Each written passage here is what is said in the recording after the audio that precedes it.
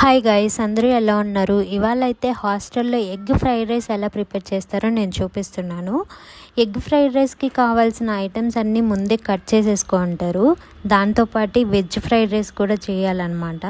So first అయితే rice ఉడకపెట్టేసి పక్కన ఆరబెట్టేసుకుంటారు.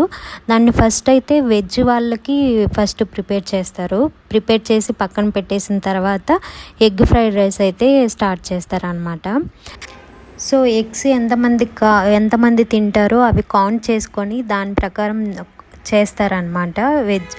Egg fried rice అయినా వెజ్ ఫ్రైడ్ రైస్ అయినా కూడా తర్వాత మళ్ళీ మిగలకుండా ఫుడ్ అనేది వేస్ట్ అవ్వకుండా ఉండడానికి ఇలా చేస్తూ ఉంటారు హాస్టల్లో.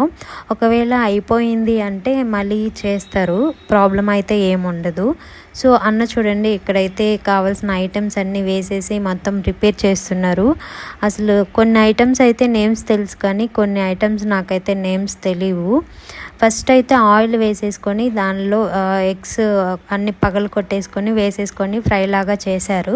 దాని తర్వాత సమ్ ఐటమ్స్ వేసారు, లైక్ సాస్, వెనిగర్ అవి వేసారనమాట. వేసిన తర్వాత సమ్ కరివేపాకు, కొత్తిమీర అవి కూడా యాడ్ చేసి సాల్ట్ ఇంకా కారం అవన్నీ యాడ్ చేశారు. ఇంకా సమ్ ఐటమ్స్ వేశారు, నాకైతే ఐడియా లేదు.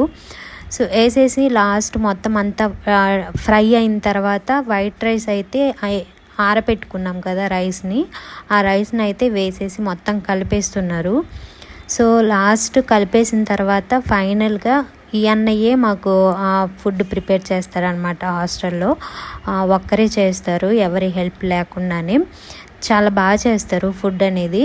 సో ఇక్కడైతే రైస్ అయితే రెడీ అయిపోయింది, టేస్ట్ చేస్తున్నాను అనమాట. రైస్ అయితే ఎగ్ ఫ్రైడ్ రైస్ అయితే చాలా బాగుంది గాయస్. అండ్ మీ హాస్టల్లో కూడా ఇలానే చేస్తారా guys? And thank you guys, bye bye.